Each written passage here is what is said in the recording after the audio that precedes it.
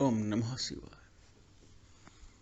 आज बात करूंगा तंत्र में जृंभण।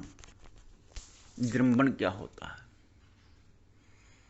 ये वशीकरण से भी ऊपर की एक विषय वस्तु अथवा विशेष अवस्था है जिसमें मनुष्य अपनी सुध बुध खो देता है और उसके माध्यम से क्या क्या काम संपादित किए जाते हैं, आज इस बारे में बात करूंगा।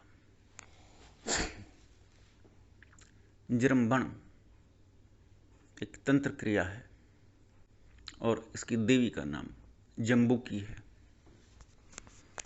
और जम्बुकी देवी की आराधना करने से साधक को वो शक्ति प्राप्त होती है कि वो किसी का भी जृंभण कर सकता है। जृंभण को समझने के लिए पहले हल्के से भारी स्टेप तक आते हैं।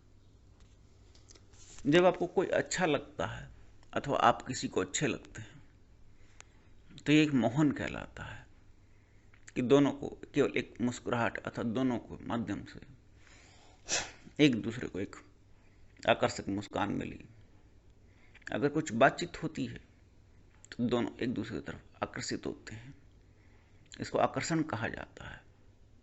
मोहन आकर्षण और वशीकरण वो है जब आप किसी को अपने वशीभूत करते हैं, शायद कुछ काम निकालने के लिए, लेकिन इस बीच में एक अवस्था और आती है मस्तिष्क की, जहां मस्तिष्क के माध्यम से मन को प्रेरित कर दिया जाता है। Brain wash. जैसे ब्रेन वॉश में आतंकवादी तैयार होते हैं, टेररिस्ट तैयार किए जाते हैं। छोटे छोटे बच्चों को, बच्चा बड़ा कोमल होता है, एक गीली मिट्टी की तरह, उसको आप कुछ भी पट्टी पढ़ा दीजिए और वो किशोर अवस्था तक आते आते ब्रेन वॉश टेक्निक से शानदार टेररिस्ट तैयार होता है। वो धर्म के नाम पर अपने आप को बम से उड़ाने के लिए भी तैयार रहता है, चूंकि वो फिदाइन बन चुका, चूंकि वो आत्मघाती बन चुका। उसके मन में किसी भी माध्यम से, मस्तिष्क के माध्यम से मन को नियंत्रित करके उसको एक विशेष दिशा दे दी जाती है, उससे कार्य संपादित किए जाते हैं। जृंभण का सबसे ज्यादा प्रयोग चाणक्य ने किया। चाणक्य ने अपने समस्त कार्यों को सिद्ध करने के लिए साम दाम दंड भेद इन्हें नीतियों को अपनाया। उसमें चाहे जो कुछ करना पड़े, लेकिन उसने भारतवर्ष को एक खड़ा कर दिया। बात जृंभण की आती है। तंत्र में वशीकरण बड़ा फेमस है। भिन्न भिन्न प्रकार के टोने टोटके लोग करते हैं और मंत्र क्रियाएं, तंत्र क्रियाएं भी करते हैं कि सामने वाला उनकी बात मान जाए, उनके इशारों पर चले। होना केवल इतना है, स्त्री की प्राप्ति, धन संपत्ति की प्राप्ति, सिर्फ इतना ही होता है। इससे आप आगे नहीं बढ़ पाते। तो तंत्र क्रिया में वशीकरण केवल इतना लाभ देता है। लेकिन वशीकरण वाला, जिसका वशीकरण हो रहा है, उसकी पूरी सुध बुध नहीं खोती। वो किसी का मर्डर नहीं कर सकता, वो किसी को पूरी तरह से समाप्त नहीं कर सकता। अगर किसी और को किसी अन्य के माध्यम से पूरी तरह से समाप्त करवाना हो, तभी प्रक्रिया की जाती है, जिसमें यह भी पता नहीं लगता कि करने वाले ने ऐसा काम क्यों कर दिया। उसके पास अपने लॉजिक्स नहीं होते।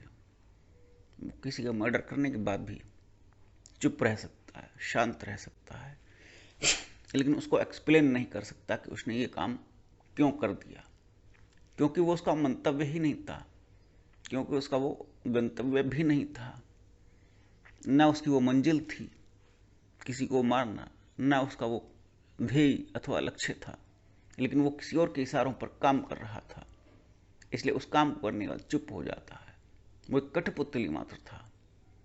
अगर आप किसी को कठपुतली बनाना चाहते हो तब ये क्रिया होती है, और इस कठपुतली बना देने की अच्छी खासी जीत आदमी को कि वो आपसे एक भी प्रश्न ना पूछे, जिन की तरह क्या हुक्म है मेरे आका, इतना कह करके आपके कार्य को करने लग जाए, तो वो जन्मबन की प्रक्रिया है। इस जन्मबन की प्रक्रिया में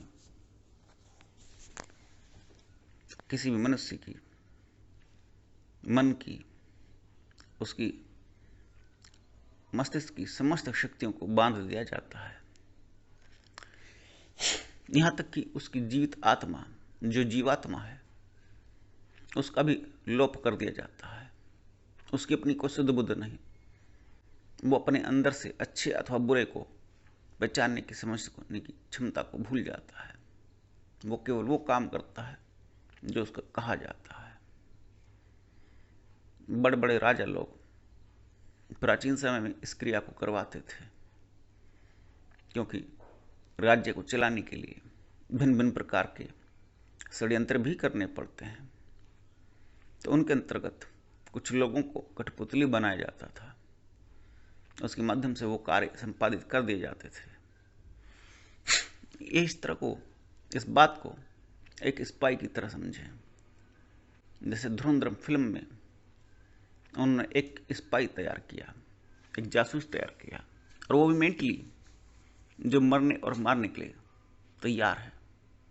तो किसी को इस बात के लिए तैयार कर देना मेंटली रूप से, क्योंकि मस्तिष्क तो खत्म हो गया, लेकिन मस्तिष्क के माध्यम से आप विचार मन को भेजते हैं, उसके अंतस को आप पूरी तरह से अपना गुलाम बना लेते हैं, फिर वो सिर्फ वही करता है जो आप कहते हो। तो ये समस्त क्रिया जन्मबन कहलाती है। इसके माध्यम से राजा लोग अथवा चाणक्य जैसे लोग, अतः कुछ विशेष तंत्र का दुरुपयोग करने वाले लोग इन कामों को करते हैं और आज भी कराते हैं। और वर्तमान में ये प्रक्रिया लव जिहाद में सबसे ज़्यादा प्रयोग हो रही है, जहाँ लड़की अपनी समस्त चेतनाओं को भूल जाती है, अपने ही घर वालों के खिलाफ हो जाती है, उनके खिलाफ कमेंट भी देती है, रिपोर्ट्स भी कराती है। और क्योंकि वो कठपुतली बन चुकी है और आज समाज उसका रिजल्ट भोग रहा है, तो आप जो देखते हैं कि लड़कियां लव जिहाद में कैसे फंस जाती हैं, मस्तिष्क के माध्यम से मन और उसकी आत्मा तक को बांध ले जाता है। ये जन्मबन की प्रक्रिया है और इसका बड़े पैमाने पर दुरुपयोग हो रहा है। वर्तमान में हिंदू धर्म की वो लड़कियां जो सबल हैं, जो पढ़ लिख गई, ऊंची पोस्ट पर बैठी हैं, लेकिन अकेले रह रही हैं, क्योंकि 45% लड़कियां अथवा महिलाएं हिंदुस्तान में सिंगल रह रही हैं और स्वयं भी कमा रही हैं। वो लव जिहादियों के शिकार पर हैं, निशाने पर हैं, और शिकार बनने के लिए तैयार हैं। वर्तमान में हाल फिलहाल में आपने मोनालिसा का, जो कुंभ मेले में आपने देखा, बड़ी पॉपुलर हो गई थी और लव जिहाद का शिकार हो गई है। ऐसी घटनाएं जन्मबन के माध्यम से संपन्न होती हैं। ये वशीकरण नहीं है, वशीकरण टूट जाता है, जन्मबन नहीं टूटता, चाहे आदमी मर जाए। ये सब प्रक्रियाएं जन्मबन की कहलाती हैं। मेरा कहने का तात्पर्य पूरी प्रक्रिया का सिर्फ इतना ही है, अगर आप गुरु से दीक्षित हैं अथवा अध्यात्म के किसी अच्छे व्यक्ति से संबंधित हैं, अथवा अपने धर्म को, अपने जो आपका वैदिक धर्म है उसको पालन करते हैं, अथवा भगवान शिव या दुर्गा की मंत्र के माध्यम से आराधना करते हैं, तो आप अपने आप को ऐसे शिकारियों से बचा पाते हैं जो आपको पूरी तरह से जन्मबन और वशीकरण जैसी शक्तियों का शिकार बनाते हैं। आप अपने आप को पूरी तरह से सुरक्षित कर पाते हैं, ये आपका सेल्फ डिफेंस होता है। तो इसलिए ये मैं कथन कहता हूँ कि आप अपने आप को बचाएं, अपने जीवन को समृद्ध करें और लोगों को भी प्रेरणा और शिक्षा दें। आज का उद्देश्य इतना ही है। नमस्कार।